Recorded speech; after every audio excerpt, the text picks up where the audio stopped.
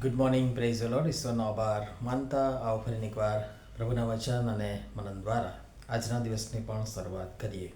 પ્રભુનું વચન કહે છે, મેં કહ્યું કે દીર્ઘ આયુષ્યવાળા માણસોએ બોલવું જોઈએ અને વૃદ્ધ પુરુષોએ જ્ઞાન શીખવવું જોઈએ. પણ મનુષ્યમાં આત્મા છે ને સર્વશક્તિમાનનો શ્વાસ તેમને સમજણ આપે છે. મોટી ઉંમરવાળા બુદ્ધિમાન છે એમ નહીં, અને વૃદ્ધો ન્યાય સમજે છે એમ હંમેશા હોતું નથી. અય્યુબનું પુસ્તક તેનો 32મો અધ્યાય અને 7-9 કલમ. આજનો વિચાર. ખ્રિસ્તમાં અતિ પ્રિયવાલા મિત્રો, પ્રભુ ઈસુ ખ્રિસ્તના મહિમાવાન નામમાં આપ સર્વને સવારની પ્રેમભરી સલામ. આપ સર્વને સલામ પાઠવતા ગઈકાલે જે અય્યુબનું એક વચન જોયું અને એના સંદર્ભમાં થયું કે લાવ હજી આપણે આગળ વધીએ. તો આજનું આ વચન પણ આપણને જીવનની એક ખૂબ મહત્ત્વપૂર્ણ વાત શીખવે છે, પાઠ શીખવે છે. સામાન્ય રીતે આપણે એવું માનીએ છીએ કે જે વ્યક્તિ ઉંમરમાં મોટી છે, જીવનનો વધુ અનુભવ ધરાવે છે, તે ચોક્કસ પ્રમાણે વધારે જ્ઞાની હશે. ખરેખર વૃદ્ધોનો અનુભવ અને જીવનની શીખ, ચેતવણી, સલાહ એ આપણા માટે ખૂબ જ મૂલ્યવાન છે. તેથી વડીલોનું સન્માન અને આદર કરવું જ જોઈએ, એ આપણી જવાબદારી છે. પરંતુ આ વચન આપણને એ પણ યાદ કરાવે છે કે માત્ર ઉંમર વધવાથી જ સાચું જ્ઞાન મળતું નથી. સાચી સમજણનો મૂળ સ્ત્રોત એ તો સર્વશક્તિમાન ઈશ્વર છે. અને તેથી અય્યુબના પુસ્તકમાં ઈશ્વરના વચન દ્વારા આપણને સર્વને કહે છે કે મનુષ્યમાં આત્મા છે ને સર્વશક્તિમાનનો શ્વાસ તેમને સમજણ આપે છે.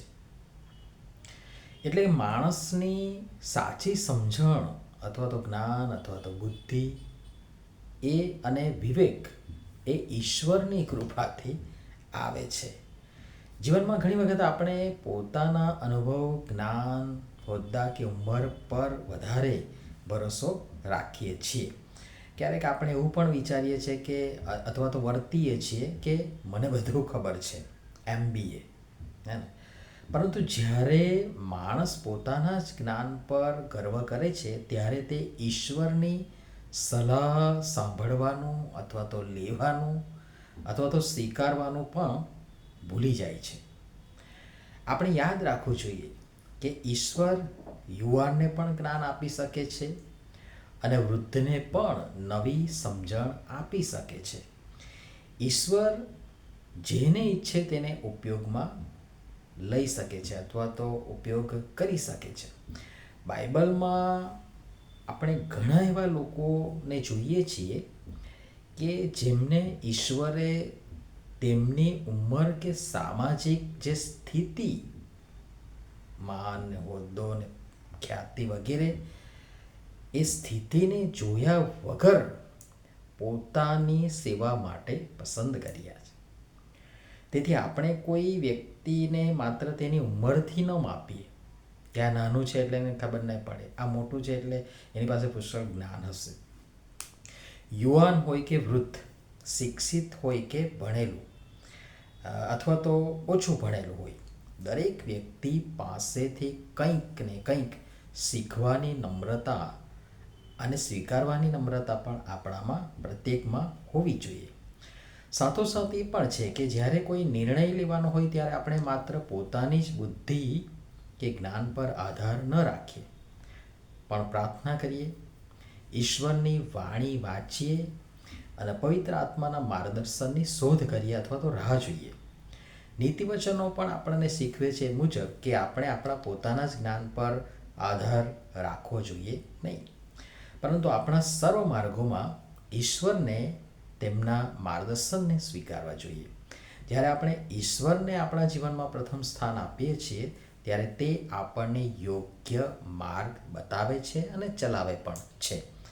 આજે આપણે પોતાની જાતને એક પ્રશ્ન પૂછીએ કે હું મારા જીવનના નિર્ણયો મારી પોતાની બુદ્ધિથી લઉં છું કે ઈશ્વરની સમજણ અને માર્ગદર્શન પ્રમાણે અથવા તો માંગીને લઉં છું. જુઓ, અનુભવ સારો છે, ઉંમરનો આદર અને લિહાજ કરવો પણ જરૂરી છે, જ્ઞાન પણ મહત્ત્વનું છે, પરંતુ આ બધાથી ઉપર ઈશ્વર તરફથી મળતી સમજણ શ્રેષ્ઠ છે. માટે નમ્રતાથી પ્રાર્થના કરીએ, હે પ્રભુ, મને બધું આવડે છે એવું ન માનું હું, પરંતુ દરરોજ તમારી પાસેથી શીખું. મને સાચું સમજવાની, સાચું બોલવાની અને સાચું કરવાની શક્તિ અને વિવેક આપો. ઇન શોર્ટ, 3 બાબત. પહેલી, ઉંમર અનુભવ આપે છે, પરંતુ સાચી સમજણ ઈશ્વર આપે છે. જ્ઞાન માણસ પાસેથી મળી શકે છે, પરંતુ દૈવી વિવેક સર્વશક્તિમાન ઈશ્વર પાસેથી આવે છે. અને ત્રીજી બાબત, તેથી નમ્ર બનીને ઈશ્વર પાસે સમજણ માંગીએ અને તેમની વાણી પ્રમાણે જીવન જીવીએ. પ્રભુ આ બધી બાબતો સમજવા માટે આપણ સર્વની સહાયતા મદદ કરો અને અમે પ્રાર્થના કરીએ.